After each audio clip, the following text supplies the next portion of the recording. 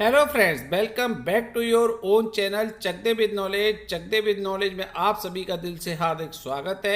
एक चैनल जो करता है बैंक की बात और बैंकर्स की बात। और आज का वीडियो है हमारे पेंशनर्स के लिए, यानी कि बैंक के रिटायरीज के लिए।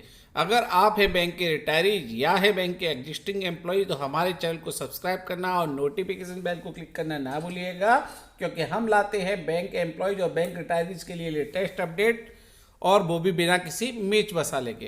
तो अभी कीजिए सब्सक्राइब और शुरू करते हैं हम आज का video. Now you can see on your screen government of India ministry of finance DFS। This is the Lok Sabha question asked, question number 1828 and it was answered on 13th of Feb 2023 and the subject is pension updation of retirees of PSBs. First of all, we will tell you about the question, then we will tell you about the reply government has given. So first question is whether the government had taken any step to resolve the pre-November 2022 retirees issue of public sector bank by restoring payment of full neutralization of DNL allowance. If so, the detail thereof. So the question is regarding the neutralization of DNS allowance. Now question number 2, the present position of the ministry over the issue of pension updation of the PSBs. And the third and last question is whether the committee set up to look into the matter of pension updation of PSBs has submitted its report, and if so, the details thereof. तो पहला था कि full neutralisation DNS allowance का क्या status है, restore होगा payment का। दूसरा है कि मिनिस्ट्री का क्या स्टेटस है पेंशन अपडेशन का, पीएसबी का मिनिस्ट्री क्या देख रही है, क्या पोजीशन है मिनिस्ट्री के अंदर।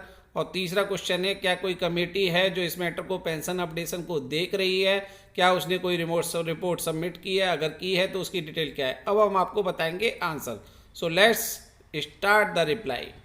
As per reply given by the Dr. Bhagwat Karaj, Ministry of State in the Ministry of Finance, first reply is bank employees and retirees are being paid DNS allowance and DNS relief respectively settled through bipartite settlement arrived at between bank employees union association and the Indian Bank Association IBA, which negotiates on behalf of the participating banks.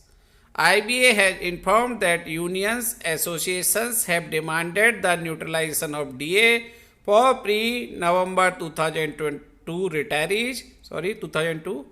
However, no decision has been taken in the bipartite settlement regarding the same.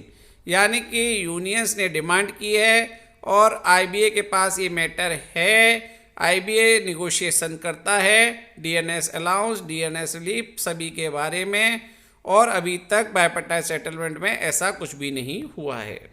Answer of question number second and third. Pension a funded scheme was also introduced in national banks through बायपार्टाइट settlement, यानी कि pension लागू की गई थी बायपार्टाइट settlement के तहत।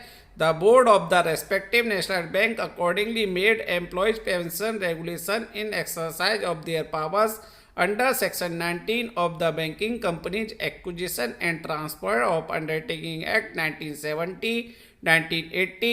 These regulations do not have any provision for revision of pension, यानी कि बायपार्टाइट सेटलमेंट के तहत जो पेंशन दी गई थी उसमें जो रूल्स एंड रेगुलेशन हैं उनके तहत कोई भी प्रोविजन ऐसा है ही नहीं कि जिसमें रिवीजन किया जाए पेंशन का। However, DA and DR is being increased from time to time, that is on quarterly और half yearly basis. DNS allowance और DNS रिलीफ है वो इंक्रीज किया जाता है क्वार्टरली और हाफ ईयरली बेसिस पे, और पेंशन रिवीजन का कोई भी क्लॉज किसी भी सेक्शन के अंतर्गत नहीं है। IBA has further informed that the committee set up to look into the matter of pension updation of PSBs has submitted its report to the Honorable Supreme Court and the matter is under sub judice। यानी कि IBA ने कहा कि एक committee थी वो establish की गई थी, सेटअप की गई थी, उसने अपनी रिपोर्ट पेंशन अपडेशन के ऊपर ऑलरेडी सुप्रीम कोर्ट में दे दी है और ये पूरा कोर्ट का मैटर है। तो पूरे के पूरे रिप्लाई में क्लियर कट होता है कि सब कुछ IBA के पास पेंडिंग है, गवर्नमेंट ने भी कुछ नहीं किया है, यूनियन का जो भी काम है वो मांगी लेकिन कुछ भी रिजोल्व नहीं हुआ है। Very sad answers.